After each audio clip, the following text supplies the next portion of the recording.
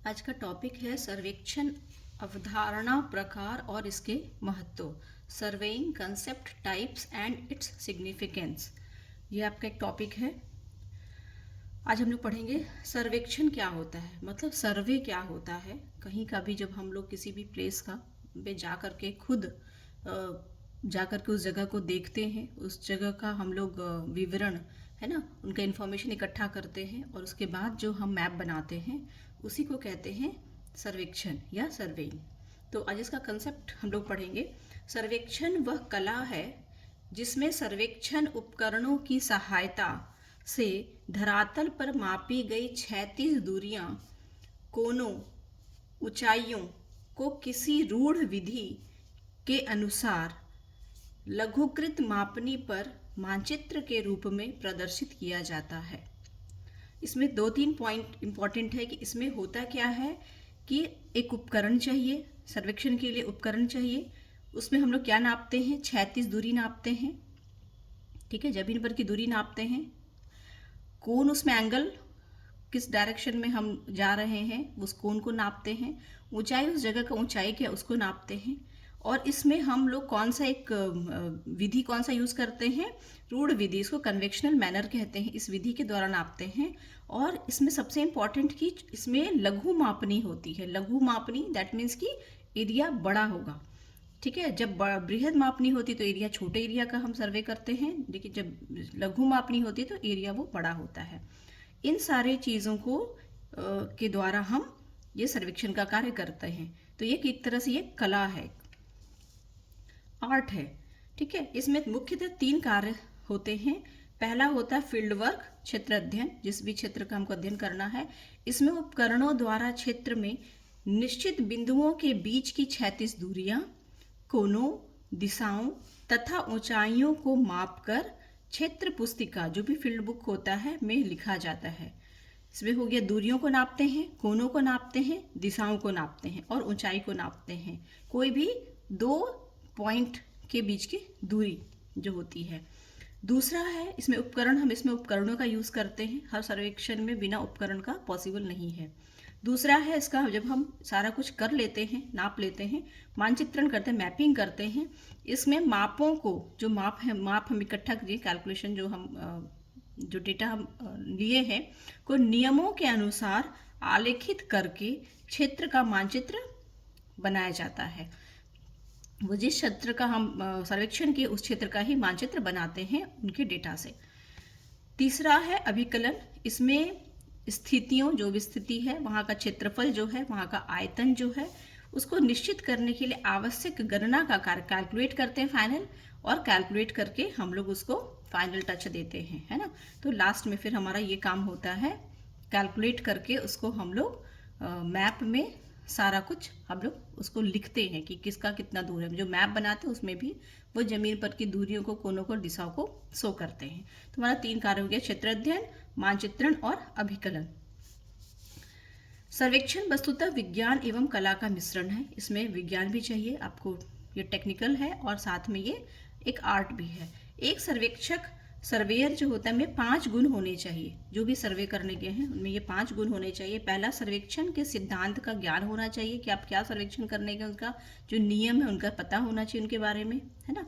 सर्वेक्षण उपकरणों की बनावट का तकनीकी ज्ञान, जो भी उपकरण है हमारे, जिस भी जो इंस्ट्रूमेंट है उसको जो यूज़ कर रहे हैं उसका हमको तकनीकी ज्ञान होना चाहिए कि वो यूज़ कैसे होता है, उसमें क्या क्या चीज़ें हैं, कहाँ पे स्केल है ना, वो सारा हमको उसके बारे में पता होना चाहिए। तीसरा, उपकरणों के प्रयोग का लंबा अभ्यास। ये जो भी उसका जो उपकरण है हमारे पास में, जो इंस्ट्रूमेंट है, उसका हमको कैसे यूज़ करना है, इसका कई बार अभ्यास करना होता है, तभी परफेक्ट होता है। चौथा, उच्च प्रेक्षण क्षमता। जिस भी जगह की हम सर्वे करने जाते हैं उसका कम से कम ऑब्जर्वेशन करने की क्षमता होनी, ऑब्जर्व कर पाए हम उस जगह को अच्छे से हम समझ पाएँ, है ना। उसकी जो ऊंचाइयाँ भी होती हैं, दूरियाँ भी हैं, किस एंगल पे हम कहाँ से कहाँ उसका सर्वे करना है, वो सारी चीज़ों को ऑब्जर्वेशन कैपेबिलिटी हमारे में होनी चाहिए, जो भी ऑब्जर्वर होते हैं। पांचवा, शीघ्र निर्णय लेने की का गुण होना चाहिए। अब आप जो सर्वे किए हैं उसका हम लोग फटाफट उसके बारे में हम लोग निर्णय ले सके, फाइनल डिसीजन ले सके, ताकि वो कंप्लीट हो सके जल्दी, नहीं तो फिर हम लोग डेटा क्या इधर उधर हो जाएगा, फिर हम लोग भूल जाएंगे। ईसा के लगभग 4000 वर्ष पूर्व प्राचीन भारतीयों को सर्वेक्षण के सिद्धांतों का समुचित ज्ञान प्राप्त था, परंतु सर्वेक्षण विज्ञान का वास्तविक विकास रोमन काल में माना जाता है, लगभग 1400 ईसा पूर्व। 4000 पूर्व इसलिए कहा जाता है क्योंकि हड़प्पा और मोहनजोदड़ो भी जो थे वो उसमें भी इन सर्वेक्षण का जो है ना उसके जो आर्ट का वो हमको प्रूफ दिखता है। इस ढंग से ये हमारा हुआ सर्वे का कंसेप्ट। अब हम लोग इसको भी लिखना है कि टाइप ऑफ सर्विंग कितने होते हैं। तो ये मुख्यतः जो है कई आधार पे इसको बांटा गया है। तो कौन कौन से आधार जिस पे इनको बांटा गया है ये हम सारा कुछ जरूर लिख लेंगे, बहुत टफ नहीं है, याद करना, याद हो जाएगा। पहला, सर्वेक्षण का प्राथमिक वर्गीकरण, जो प्राइमरी लेवल पे जो उसका जो डिवीजन हुआ है वो है, उसमें दो है, भूगणितीय सर्वेक्षण जियोडेटिक सर्वेइंग और दूसरा समतल सर्वेक्षण प्लेन सर्वेइंग। ठीक है, इसको हम लोग डिटेल में पढ़ेंगे। दूसरा, सर्वेक्षण की विधि के अनुसार वर्गीकरण, जो सर्वेक्षण का जो विधि है नियम है उसके अनुकूल दो है, त्रिभुजन सर्वेक्षण ट्रैंगुलेशन सर्वेइंग और दूसरा है चंक्रमण सर्वेयर जो ट्रांसवर्स सर्वेइंग। आप लोग इसको इंग्लिश में भी सिर्फ लिख सकते हो, हिंदी वाले भी। ये हो गया विधि के अनुसार दो पार्ट। तीसरा है सर्वेक्षण उपकरण के अनुसार वर्गीकरण, कौन कौन से हम लोग इंस्ट्रूमेंट यूज़ करते हैं कि इसको आप रट लीजिएगा क्योंकि ये सारा कुछ लिखना पड़ेगा। हम लोग कौन कौन सा यूज़ करते हैं, सबसे पहले जरीब या फीता, ये तो बहुत इजी है। प्लेन टेबल सर्वे सब जानते होंगे, दिक् सूचक अथवा कंपास सर्वे कंपास सर्वेइंग, सेक्सटेंट सर्वेक्षण है ना, थियोडोलाइट सर्वेक्षण, डंपी लेवल या फिर इसको लेवलिंग कहते हैं, भारतीय क्लाइनोमीटर इंडियन क्लाइनोमीटर, इसमें हम लोग ग्रेडियंट को नापते हैं, और फिर है लास्ट में हवाई सर्वेक्षण जिसका आजकल बहुत यूज़ हो रहा है। तो ये सारी चीज़ों को हम लोग याद कर लेंगे कि उपकरण कौन कौन से हैं जो कि हमारे इस सर्वे में काम आते हैं। सर्वेक्षण की वस्तु के अनुसार वर्गीकरण, वस्तु मतलब किन किन जगहों का हम सर्वेक्षण करते हैं। पहला, स्थलाकृति सर्वेक्षण, पुरातात्विक, भूवैज्ञानिक सर्वेक्षण, सैन्य सर्वेक्षण, भू संपत्ति सर्वेक्षण, शहर का सर्वेक्षण और इंजीनियरिंग सर्वेक्षण। तो इतने तरह के सर्वेक्षण है जो हमारे काफ़ी कॉमन है, इसको याद करना बहुत इजी है। तो ये कौन कौन से जगहों का होता है सर्वेक्षण। पांचवा है सर्वेक्षण क्षेत्र की प्रकृति के अनुसार, किस टाइप की प्रकृति है, क्षेत्र की प्रकृति क्या है। पहला है भू सर्वेक्षण, लैंड सर्वे जमीन का जो करते हैं, समुद्री मैरीन अथवा नेविगेशन सर्वेक्षण और फिर तीसरा है खगोलीय सर्वेक्षण। ठीक है, तो ये सारे टाइप हैं आपके जो कि आप इसको जरूर से याद करके लिखेंगे अगर टाइप लिखने आ रहा है तो। अब हम लोग इसको डिटेल में करेंगे। पहला था सर्वेक्षण का प्राथमिक वर्गीकरण के आधार पर, दो है भूगणितीय सर्वेक्षण और दूसरा है समतल सर्वेक्षण। भूगणितीय सर्वेक्षण क्या होता है, पृथ्वी का जो शेप है वो क्या है, स्फेराइड है, गोलाब है, वो फ्लैट नहीं है। एक समस्या होती है दो जगहों को नापने में, क्योंकि अगर वो क्या होता है कर्व होने की वजह से थोड़े दूर में दो जगह का जो एरिया होता है वो थोड़े दूर में जाके वो कर्व के रूप में हो जाता है। कर्व होने की वजह से स्ट्रेट लाइन नहीं होता है, दिखता है हमको स्ट्रेट लाइन है बट वो डिस्टेंस में कर्व हो जाता है। अच्छा, कर्व को भी नापने का एक ज्योग्राफी में एक विषय है जिसको कहते हैं जियोडेसी, जिसमें कि पृथ्वी का कर्व को नापा जाता है, उसकी भी पढ़ाई होती है। ठीक है, तो पृथ्वी का गोलाब स्फेराइड आकृति के कारण सर्वेक्षण को भूगणितीय या त्रिकोणमितीय सर्वेक्षण कहते हैं। ठीक है, इसको हम लोग इसी रूप में नापते हैं। इसमें बड़े क्षेत्र में दिए गए बिंदुओं की पृथ्वी पर परिशुद्ध स्थितियां ज्ञात होती हैं। इसमें इस जो भूगणितीय या ट्रिकोनमेट्रिकल जो मेथड से जब हम नापते हैं तो हम लोग स्फेराइड एरिया को भी नाप लेते हैं, और ये जो है चूँकि ये कैलकुलेटिव होता है तो इसके द्वारा जो नापा जाता है वो बिल्कुल शुद्ध ज्ञात होता है। इसके द्वारा जो हमको लेंथ पता होता है या कोई भी चीज़ धरातल के बारे में पता होता है। साथ ही उपकरण एवं प्रेक्षण की विधियां बहुत परिष्कृत होती हैं। ये जो हम लोग इंस्ट्रूमेंट यूज़ करते हैं है ना, तो जो भी होता है वो बहुत शुद्ध होता है, मतलब जो रियल में है धरातल पर वही कैलकुलेट करके निकलता है। यह सिर्फ सरकार द्वारा कराए जाते हैं। ये इजी नहीं होता है, ये सरकार द्वारा ही कराए जाते हैं। जैसे भारत में सर्वे ऑफ इंडिया, यूएसए में यूएस जियोलॉजिकल सर्वे, ये सब है। ठीक है, ये इंपॉर्टेंट है, आपको ये बता देना होगा कि ये आम आदमी के द्वारा इजी नहीं होता है। एक पूर्ण गोले स्फेयर के धरातल पर स्थित किन्हीं दो बिंदुओं ए तथा बी को मिलाने वाली रेखा वक्राकार होगी। जैसे मान लीजिए कि सिंपल प्लेन पेपर पे हम दो पॉइंट होता है तो उसको सीधा स्ट्रेट लाइन होगा, लेकिन अगर वो कर्व है ना, तो जैसे यहाँ पे एक डायग्राम है कि ये फ्लैट है, यहाँ पे कर्व है ना, ए और बी दो रेखा, एक रेखा है ए और बी, ये दोनों आपस में ऐसे स्ट्रेट होंगे। लेकिन जब कर्व होगा ना, ये कर्व होगा तो क्या होगा, ए और बी स्ट्रेट लाइन नहीं होकर के क्या हो जाएगा, ये कर्व हो जाएगा। आप लोग को दिख रहा होगा, ये कर्व हो जाएगा। तो ये स्ट्रेट लाइन नहीं रहता है, क्योंकि हमारा शेप कैसा है, स्फेरॉइड है अर्थ का। तो दो जो भी क्षेत्र होगा वहां पे हमारा जो लेंथ होगा वो स्ट्रेट नहीं होके थोड़ा कर्व हो जाएगा, इसलिए कैलकुलेट करके इसको निकाला जाता है। तथा क्या है, तीन बिंदुओं को मिलाने वाली आकृति, अगर कोई ट्रायंगल है, क्या आकृति, गोलीय त्रिभुज, स्फेरिकल ट्रायंगल होती है। ये देखिए तीन, अगर हम लोग ट्रायंगल अगर फ्लैट पेपर पे करते हैं तो तीनों का क्या होता है, हमारा 60-60-60, मतलब टोटल मिला के तीनों का एंगल होता है 180। लेकिन अगर अर्थ पे हम अगर एक ट्रायंगल बनाते हैं, अर्थ के एरिया को, बड़े एरिया को ट्रायंगल के रूप में, तो ये जो है हमारा स्ट्रेट लाइन नहीं होगा, क्या होगा, आर्क के रूप में होगा। जैसे आपको यहाँ पे बताया ना, ए और बी आर्क के शेप में होगा, ये भी ए और सी आर्क के शेप में होगा और बी और सी आर्क के शेप होगा। और पता है ये तीनों मिल करके 90 डिग्री का एंगल बनाते हैं। इसमें जो है वो 180 नहीं होता है, बल्कि 270 होता है, 270 डिग्री बनता है। यहाँ पे तीनों एंगल 90 डिग्री पे बनते हैं, ये अब आपको प्रोजेक्शन में भी पढ़ाए होंगे। तो ये चूंकि ओरिजिनल शेप हमारा ऐसा होता है, ट्रायंगल जो फ्लैट पेपर होता है वैसा नहीं होता है, इसलिए इसको हम लोग त्रिकोणमितीय विधि से हम लोग इसको विधि से ही हम लोग एरिया को नापते हैं, उसका सर्वे करते हैं। तो ये हो गया गणितीय सर्वेक्षण, जो कि बिल्कुल शुद्ध होता है, इसमें कहीं कुछ गड़बड़ नहीं होता है और ये सिर्फ गवर्नमेंट के द्वारा ही कराया जाता है। दूसरा है प्लेन सर्वेक्षण, है ना। प्लेन सर्वेइंग ये होता है कि पृथ्वी की सतह को समतल मान लिया जाता है, इसको कर्व नहीं मान के समतल माना जाता है। इसके लिए रेखा गणित और त्रिकोणमिति दोनों का ज्ञान होना चाहिए। यह भूगणितीय सर्वेक्षण के समान परिशुद्ध नहीं होता, जितना ज़्यादा भूगणितीय शुद्ध होता है उतना ज़्यादा ये प्लेन सर्वे नहीं होता है, क्योंकि ओरिजिनल जो शेप है उससे यहाँ पे क्या बना दिया हम लोग, उसको फ्लैट बना दिए हैं। लेकिन छोटे छोटे क्षेत्रों के सर्वेक्षण के लिए यह विधि उपयुक्त होता है। छोटे छोटे क्षेत्र में जो कर्व हो जाता है, हमारा अर्थ का जो शेप है वो पता ही नहीं चलता, उसका असर उस पर नहीं दिखता, इसलिए छोटे क्षेत्र के लिए ये उपयुक्त होता है। नगरों एवं ग्रामों की सीमा निर्धारित तथा सड़कों, रेल मार्गों तथा नहरों आदि के निर्माण में समतल सर्वेक्षण का प्रयोग किया जाता है। तो ये जैसे अगर क्वेश्चन में पूछा जा सकता है कि छोटे क्षेत्रों के लिए कौन सा सर्वे ज़्यादा अच्छा रहेगा, तो प्लेन सर्वे। बड़े एरिया में कौन सा सर्वे उपयुक्त रहेगा, तो जियोडेटिक सर्वे उपयुक्त रहेगा। ये ऑब्जेक्टिव क्वेश्चंस में आपके पूछे जा सकते हैं।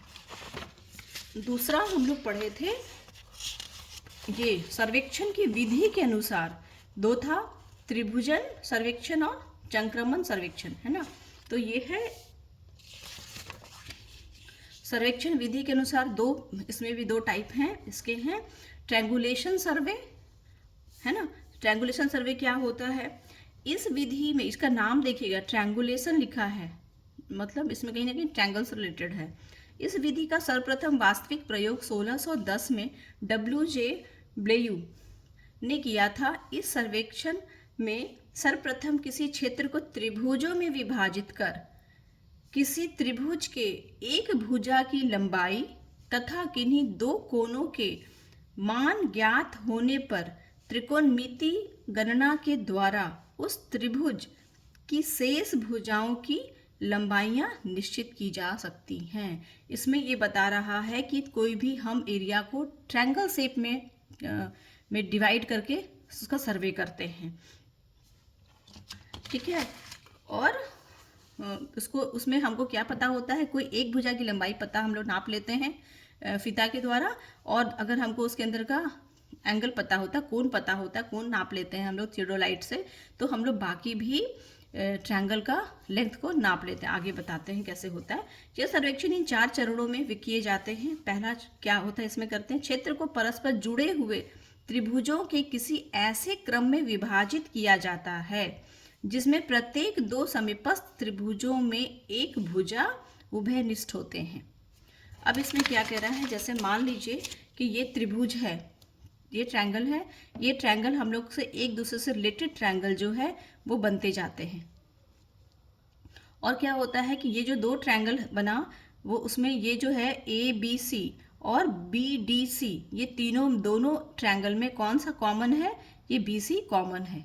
तो अगर हमको एक कॉमन का पता हो लेंथ और हमको किसी भी 2 एंगल का पता हो एंगल, तो हम लोग फॉर्मूला के द्वारा इस वाले जो भुजा है ना, इसका हम लोग लेंथ पता कर सकते हैं। इसमें ऐसे ही करना होता है। तो इसमें क्या है, 2 समीपस्थ त्रिभुजों में एक उभयनिष्ठ हो, मतलब कॉमन हो। दूसरा कहते हैं कि त्रिभुज की एक भुजा को आधार रेखा बेस लाइन मानकर जरीब अथवा फीते से उसकी लंबाई को माप लेते हैं। जो अभी बताया कि एक जो कॉमन है उसको ही बेस लाइन मानते हैं, जिसका हमको पता होता है लेंथ, जिसको कि हम लोग नाप लेते हैं फीते के द्वारा। तीसरा, इसके बाद थियोडोलाइट द्वारा प्रत्येक त्रिभुज के प्रत्येक कोण का सावधानी पूर्वक अंशों में मान ज्ञात किया जाता है। किसके द्वारा नापते हैं, थियोडोलाइट के द्वारा। फिर ये जो है, ये है, मान लीजिए कि ये है बेस लाइन और ये जो है एंगल जो है, ये कोई भी 2 एंगल अगर पता हो तो तीसरा भी पता चल जाएगा। इसको हम यहाँ पे रह करके थियोडोलाइट से 2 एंगल का जो वैल्यू है वो हम लोग मान पता कर लेते हैं। तो जब हम ये दोनों पता कर लेते हैं और हमको ये एक भुजा का भी लेंथ पता होता है, तो हम लोग फॉर्मूला के द्वारा दोनों भुजा का लेंथ पता कर लेते हैं। अब ये चौथा क्या, फिर त्रिकोणमिति सूत्र रखकर पहले आधार रेखा जो बेस लाइन था वाले त्रिभुज की शेष 2 भुजाओं की लंबाई निश्चित की जाती है।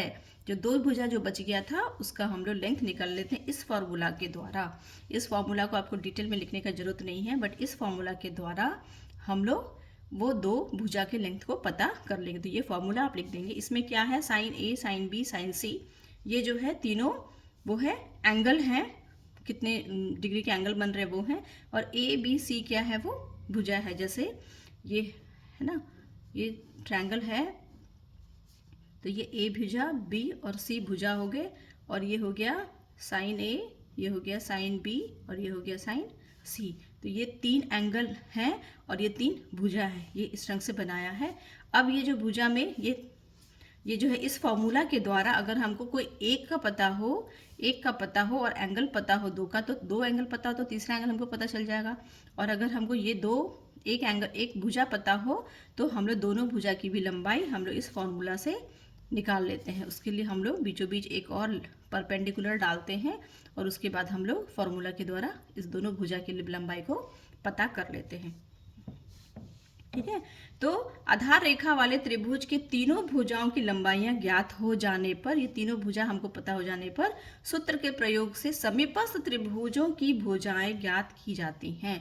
अब ये जैसे एक त्रिभुज है तो इससे सटा हुआ जो दूसरा त्रिभुज होगा, ये जो त्रिभुज होगा इसका भी हम लोग ये और ये भुजा का लेंथ को पता कर सकते हैं, क्योंकि हमको इसका पता है, इसका ये बेस लाइन पता है, तो हमको और इसके द्वारा हम थियोडोलाइट के द्वारा हम एंगल पता कर लेंगे 2 एंगल, तो तीसरा एंगल भी हमारा निकल जाएगा। तो फिर जब हम इस फॉर्मूला के द्वारा ये दोनों भुजा की भी लंबाई को पता कर लेंगे तो क्या हुआ, ये वाला ट्रायंगल का तो पता चल ही गया, इसके सटे हुए भी ट्रायंगल का हमको लेंथ पता चल गया। तो हमको ये जो लेंथ है इसको नापने का फीता के द्वारा जरूरत नहीं पड़ा, ये हम लोग फॉर्मूला के द्वारा निकाल लेते हैं। तो कोई भी फिर अगला भी जो ट्रायंगल बनेगा वो भी हम लोग उसका लेंथ को भी हम लोग पता कर लेंगे बिना नापे। तो ये सिर्फ हमको ये थियोडोलाइट से एंगल नाप लेते हैं और एक हमको एक बेस पता ही होता है। तो इसमें क्या खासियत होती है कि ये किसी भी उबड़ खाबड़ वाले ज़मीन पे भी हम लोग बिना फीता नापे एक बड़े एरिया को त्रिभुज के रूप में बांट करके उसका लेंथ, उसकी ऊंचाई, उसका आयतन को हम लोग पता कर लेते हैं। इसका ये खासियत है। तो इसमें हमने यूज़ क्या किया, एंगल निकालने के लिए थियोडोलाइट का, और बस एक बेस लाइन का, पहला जो एक बेस लाइन होगा उसको हम फीता के द्वारा नापते हैं और उस दोनों के बाद हम सारा कुछ आगे का एरिया का लेंथ हम लोग नापते चले जाते हैं। तो ये जो है ना बहुत ही ईजी हो जाता है। इस सर्वे में क्षेत्र के प्रत्येक दूरी को जरीब आदि से न नाप करके, नापने की जरूरत नहीं है, आधार रेखा के अनुसार अभिकलित कर लिया जाता है। सिर्फ हमको आधार रेखा का एक नापना पड़ता है, एक लेंथ, और बाकी हमको सारे का कनेक्टेड जितने भी हमको त्रिभुज बना करके हम जो जितने भी एरिया को लेंथ को हम इसके द्वारा नाप सकते हैं, थियोडोलाइट और एक बेसलाइन के लेंथ से। किसी क्षेत्र को त्रिभुज में बांटने के फलस्वरूप 3 प्रकार की त्रिभुजन आकृति बनाई जाती है। अब ये जो है, इसमें भी त्रिभुज जो है वो 3 तरह के बनते हैं, एकल त्रिभुज श्रृंखला, बहुभुजों की श्रृंखला और चतुर्भुजों की श्रृंखला। ये तीनों हम आपको बता देते हैं, लेकिन एग्जामिनेशन में इसका भी डिटेल लिखने का बहुत ज़रूरत नहीं है, नहीं तो बहुत लंबा होगा। बट हम आपको समझाने के लिए ये तीनों कैसे होते हैं ये हम आपको समझा देते हैं। पहला जो है एकल त्रिभुजों की श्रृंखला। इसमें क्या होता है कि हम लोग ट्रायंगुलर बनाते हैं और एक ट्रायंगल एक दूसरे से कनेक्टेड हम लोग लेंथ में चले जाते हैं। ये सबसे इजी मेथड होता है, ये सबसे सरल है। यह श्रृंखला में एक ही मार्ग को अपनाकर, एक ही मार्ग मतलब स्ट्रेट लाइन, आधार रेखा के आगे की ओर स्थित त्रिभुजों की भुजाओं की लंबाइयों का अभिकलित किया जा सकता है। ये सीधे स्ट्रेट लाइन बनाते जाएंगे, उसको ट्रायंगल हम लोग बनाते जाएंगे। बेस लाइन हमको पता है, एंगल पता है थियोडोलाइट से, और हम लोग सबका लेंथ बिना नापे हम लोग पता कर सकते हैं, ये इस विधि के द्वारा। ठीक है। दूसरा है बहुभुजों की श्रृंखला, चेन ऑफ पॉलीगॉन। इसमें क्या होता है कि हम लोग कई त्रिभुज बनाते हैं और उसका एक बीच में एक बेस पॉइंट होता है। इसको देखिए पढ़ते हैं। त्रिभुजों के द्वारा निर्मित बहुभुजों या केंद्रीय बिंदु आकृति, केंद्रीय बिंदु आकृति होती है, जैसे ABEFC, ABFEC, ये सब अलग अलग त्रिभुज सब आकर के एक पॉइंट पे आके मिल रहे हैं, इसको कहते हैं केंद्रीय बिंदु आकृति होती है। इसका एक समूह होता है त्रिभुज का। श्रृंखला का प्रत्येक बहुभुज 3 या उससे अधिक ओर से घिरा होता है ना। 3, ये कितना हो गया, 5 त्रिभुज से घिरा है, तथा किसी बहुभुज के त्रिभुजों के शीर्ष उसके भीतर एक उभयनिष्ठ बिंदु पर स्थित होते हैं। और उसका शीर्ष किस पे होता है, शीर्ष एक उभयनिष्ठ बिंदु पर स्थित होता है। चित्र में जैसे DH तथा L ऐसे ही उभयनिष्ठ बिंदु हैं। ये DHL ये सब तीनों क्या है, उभयनिष्ठ बिंदु हैं, और ये चारों तरफ से ये त्रिभुज से घिरे हुए हैं। तो इस टाइप से शेप बना करके भी हम इसको कैलकुलेट करते हैं। इसमें भी एक दूसरे से क्या है, त्रिभुज क्या है, कनेक्टेड है। अगर इसका हमको किसी एक बेस लाइन पता रहेगा तो बगल का भी पता रहेगा, फिर इसके बगल का भी पता रहेगा। तो इस ढंग से हम इसको बनाते जाते हैं। तीसरा है चतुर्भुज की श्रृंखला, चेन ऑफ क्वाड्रिलेटरल। ठीक है। इसमें चतुर्भुजों का क्रम होता है। इसकी 2 विशेषताएं होती हैं। ये चतुर्भुज जैसा बना होता है, ये इसमें कोई सेंटर नहीं होता है ना। इसमें चतुर्भुज जैसा होता है और इसके द्वारा हम लोग इसको कैलकुलेट करते जाते हैं। किसी चतुर्भुज के एक त्रिभुज दूसरे त्रिभुज के कुछ भाग को ढक लेता है। इसमें कहते हैं कि ABC अगर है तो वो BDC के इस पार्ट को क्या होता है, इस ABC है, ये इस पार्ट को, अगर ये कोई एक आपका ट्रायंगल है और कोई एक ये ट्रायंगल है, तो ये ट्रायंगल जो है वो इस वाले ट्रायंगल के इस वाले पार्ट को ढक लेता है। दूसरा कह रहा है कि चतुर्भुज के विकर्णों के प्रतिच्छेदन बिंदु को त्रिभुजन केंद्र नहीं माना जाता है। ये जो कह रहा है कि ये जो है यहाँ पे ये इसको बिंदु को त्रिभुजन केंद्र नहीं माना जाता। ABCD एक चतुर्भुज है जिसमें ABD तथा CBD त्रिभुज एक दूसरे को कुछ भाग को ढक लेता है। ठीक है। तो ये हम आपको समझाने के लिए बताए हैं, इसको आपको लिखने की जरूरत नहीं है। ये है कि यद्यपि त्रिभुजन के द्वारा छोटे से छोटे या बड़े से बड़े सभी प्रकार के क्षेत्रों का सर्वेक्षण किया जा सकता है, परंतु धरातलीय बाधाओं के क्षेत्र में जहां जरीब आदि की दूरियों मापने में कठिनाई होती है, यह विधि परम उपयोगी है। ये जो ट्रायंगल वाला है वो आपको समतल जमीन हो ये जरूरी नहीं है, कैसा भी क्षेत्र होगा वहां पे ये इजी होता है करना। ठीक है। अब हम लोग पढ़ रहे हैं चंक्रमण सर्वे, ट्रांसवर्स सर्वे। ये है दूसरा इसका है विधि के द्वारा में जो दूसरा है, किसी सर्वेक्षण मार्ग में पूर्व निर्धारित बिंदुओं के अनुक्रमण को जोड़ने वाली सरल रेखाओं के अनुक्रम के चंक्रमण रेखा कहते हैं। इसमें क्या है, कि जो किसी सर्वेक्षण मार्ग में पूर्व निर्धारित बिंदुओं के अनुक्रम सक्सेशन को जोड़ने वाली सरल रेखा, इसमें सरल रेखा बना करके हम लोग करते हैं, यहाँ पर यह दिशा बदलती है, उसे संक्रमण बिंदु कहते हैं। जैसे ये आप लोग को यहाँ पे है कि हम यहाँ से सर्वे शुरू किए, यहाँ से स्ट्रेट लाइन लिए, हमको आगे नहीं जाना, हमको मुड़ जाना है।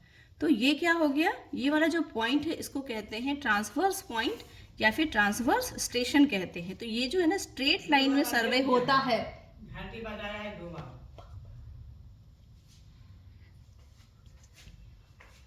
ट्रांसवर्स कहते हैं। इनमें रेखाओं को मापा जाता है तथा दो सरल रेखाओं के बीच का कोण ज्ञात किया जाता है। ठीक है, तो इसमें क्या हुआ, इनमें रेखाओं को मापा जाता है, दो सरल रेखाओं के बीच का कोण को मापा जाता है। जैसे ये स्ट्रेट लाइन को नापेंगे, फिर यहाँ से जितना वो दिशा में मुड़ जाएगा तो इसमें ये एंगल को नापेंगे। धरातल की दूरियां जरीब, फीता, स्टेडिया विधि से तथा कोनों को प्रिज्मीय कंपास या थियोडोलाइट के द्वारा नापते हैं। इसको कैसे नापते हैं, हम लोग लेंथ को नापेंगे, नेचुरली है कि हम लोग फीता से नापेंगे, और हम लोग जो एंगल नापेंगे वो किससे नापेंगे, थियोडोलाइट से नापेंगे कि वो कितने डिग्री एंगल पे वो घूम गया है। तो एक जो है ना स्ट्रेट लाइन वो सीधे आगे बढ़ते जाता है। इसका प्रयोग समतल क्षेत्रों में किया जाता है तथा धरातलीय बाधाओं का अभाव होने के कारण दूरियां मापने में सरलता होती है। इसमें कहाँ पे यूज होगा, ये देखिए आपका जो था, जो ट्रायंगल से बना के हम लोग जो कर रहे थे वो टेढ़ा मेढ़ा उबड़ खाबड़ जगह में भी नाप सकते थे, लेकिन ये जो क्षेत्र होते हैं वो समतल के लिए यूज होता है ट्रांसवर्स सर्वे। संक्रमण दो प्रकार के होते हैं, बंद माला रेखा और खुली माला रेखा। बंद माला रेखा में क्या होता है कि इसमें सर्वेक्षक संक्रमण बिंदु से कार्य प्रारंभ करता है, अंत में यह पुनः उसी बिंदु पर लौट आता, मतलब एक पूरा एक पैक एरिया होता है। जैसे खेत है ना, एक खेत हम लोग है तो खेत क्या होगा, एक पैक होगा। मैदान की संपूर्ण सीमा, कोई भी मैदान है उसका पूरे चारों तरफ हम करेंगे। साथ साथ किया गया संक्रमण बंद माला रेखा। तो इसमें क्या करेंगे कि यहाँ पे एक शुरुआत करेंगे, यहाँ से लेंथ नापेंगे, फिर हम लोग दूसरा भी लेंथ और उसको हम लोग कितने डिग्री एंगल पे ये थियोडोलाइट पे नाप लेंगे। तो इसमें हम लोग पूरे को फीता से नापते जाते हैं। और एक होता है ये बंद माला रेखा, ठीक है, क्लोज ट्रांसवर्स। दूसरा है ओपन ट्रांसवर्स। इसमें सर्वेक्षण निरंतर आगे की ओर बढ़ता जाता है तथा प्रारंभिक संक्रमण बिंदु पर नहीं लौटता है। ये होता है कि ये लौट के नहीं आएगा, वो स्ट्रेट आगे बढ़ते गए और आगे नापते गए। जैसे इसमें सड़क है, नहर है, नहर के किनारे किया गया संक्रमण। तो ये जो सर्वे होता है ओपन ट्रांसवर्स होता है और एक होता है क्लोज ट्रांसवर्स। तो दो तरह का होता है, ठीक है। तो ये किसके लिए हो गया, अगर पूछेगा कि क्लोज ट्रांसवर्स किसके लिए यूज होता है तो भाई खेत या मैदान के लिए, है ना। और अगर ओपन है तो किसके लिए यूज होता है, सड़क के लिए या नहर के लिए। तो ये आपके ऑब्जेक्टिव क्वेश्चन में पूछा जा सकता है कि कौन सा ट्रांसवर्स किसके लिए यूज होता है। इसके याद हो गया। अब जो है, और एक स्पेशली खास तौर से जो ट्रांसवर्स जो है, जो ट्रांसवर्स सर्वे जो होता है वो किसके लिए होता है, समतल सतह के लिए होता है। और जो ट्रायंगुलेशन सर्वे जो होता है वो उबड़ खाबड़ जगह के लिए भी इसका सर्वे होता है। तो ये हो गया आपका 4 पॉइंट, हम लोग ये कर लिए। अब यहाँ पे जो उपकरण के द्वारा है वर्गीकरण, इसको हम लोग सिर्फ लिख देंगे, इसका डिटेल लिखने का जरूरत नहीं है, नहीं तो बहुत बड़ा हो जाएगा। क्योंकि हर एक जो हमारे पास जो उपकरण है इसका जो है ना, आप लोग खुद बहुत इसको समझ में आ रहा है इसका यूज़ क्या है। और इसका भी हम लोग फिर यहाँ पे भी हम लोग इसको सिर्फ इतना हम लोग लिख करके छोड़ देंगे। और ये भी हम लोग अगर होगा तो इसका अपना डिटेल लिख दीजिएगा कि भू सर्वेक्षण में क्या होता है, ज़मीन का होता है, समुद्र में समुद्र के द्वारा समुद्र का होता है, और ये खगोलीय में हमारा खगोलीय पिंडों का होता है। तो इस ढंग से ये सर्वेक्षण के प्रकार हो गए। Thank you.